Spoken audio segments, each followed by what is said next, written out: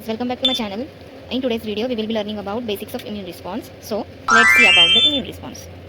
So basically, first of all, you should know that what is meant by immunity. So immunity is the state of being insusceptible or resistant to a noxious agent or process, especially a pathogen or an infectious disease. It means that immunity is a state which states that our body is insusceptible or resistant to noxious agents or any types of processes, especially a pathogen or an infectious diseases. Okay.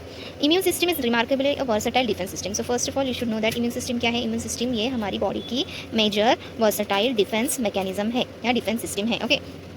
Immunity generate various types of cells and molecules capable of specifically recognizing and eliminating tremendous foreign particles. So immunity क्या करती है और you can say immune system हमारी क्या करती है, it recognizes and eliminate foreign invading pathogens you can say or foreign particles also. So basically immune system is a complex of different types of cells, organs, tissues and various complex processes which helps to prevent the infection from invading pathogens. Okay, so thus immunity makes a complex structure or a network to show the defense mechanism, right?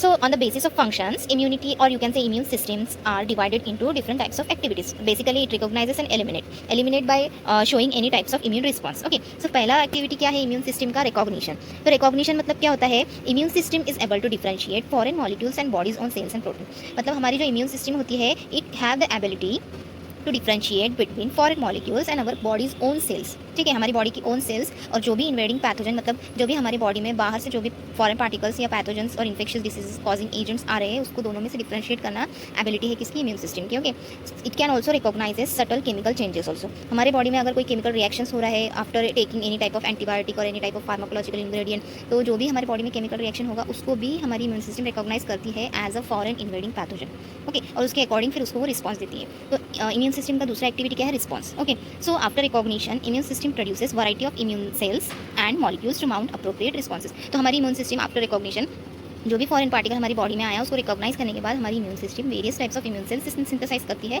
To mount appropriate responses.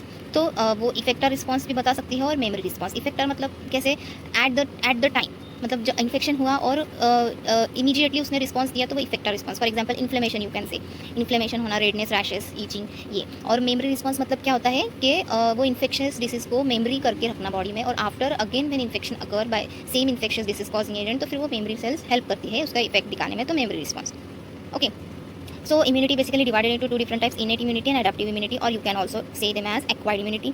So innate immunity जो होती है ये basically non specific immunity है क्योंकि वो innate है.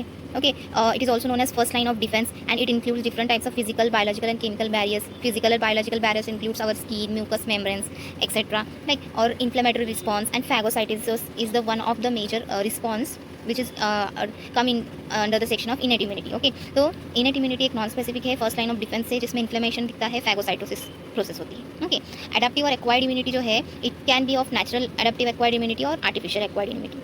Okay, तो natural मतलब कैसे, समटाइम्स इट में भी पैसिव और समटाइम्स इट में भी एक्टिव. पैसिव मतलब अगर एनी टाइप का हमने मटेरियल इनटेक किया बॉडी में जो कि हेल्प करेगा एक्वायर्ड इम्यूनिटी में. और एक्टिव एक्वायर्ड इम्यूनिटी क्या होती है, मतलब इन्फेक्शन हुआ तो एक्टिव एक्वायर्ड इम्यूनिटी होती है.